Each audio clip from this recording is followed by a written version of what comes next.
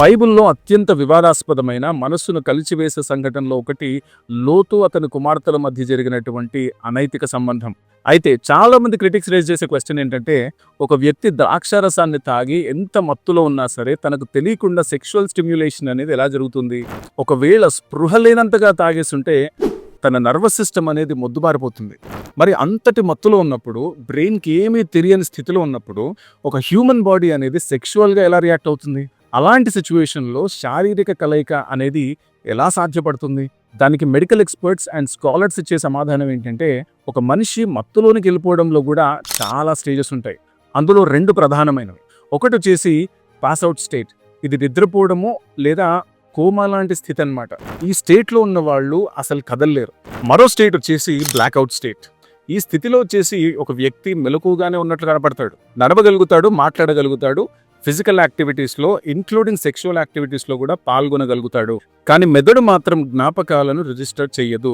The brain does not register the memories during the state. ఆ వ్యక్తి యొక్క శరీరము శారీరక ప్రేరణకు స్పందిస్తుంది, అంటే ఫిజికల్ స్టిమ్యులేషన్కి రియాక్ట్ అవుతుంది, కానీ అతని మెదడుకు ఆ విషయం గుర్తుండదు.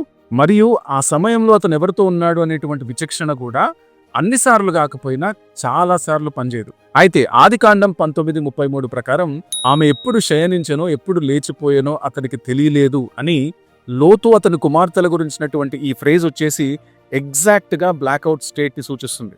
లోతు కోమాలో లేడు, అంటే పాస్అవుట్ స్టేట్లో లేడు, కానీ విచక్షణ కోల్పోయినటువంటి స్థితిలో ఒక బ్లాక్అవుట్ స్టేట్లో మాత్రం ఉన్నాడు. శరీరం యాంత్రికంగా స్పందించినప్పటికీ అతని మనస్సు, అంటే ఆ విల్ కానీ ఇంటెంట్ కానీ అందులో లేదు. అందుకే బైబిల్ మద్యపానమునకు ఆసక్తుడై ఉండకము అని హెచ్చరిస్తుంది. లోతు ఒకవేళ నార్మల్ కండిషన్లో ఉండింటే వారి ప్లాన్స్ని ఎప్పటికే యాక్సెప్ట్ చేయడు అనే విషయం ఆ కుమార్తెలిద్దరికీ తెలుసు. అందుకే వాళ్ళు ఏం చేశారంటే ఉద్దేశపూర్వకంగా మద్యాన్ని ఉపయోగించి అతన్ని ఏమీ తెలియని స్థితిలోనికి, అనవేర్ స్టేట్లోనికి తీసుకెళ్ళిపోయారు.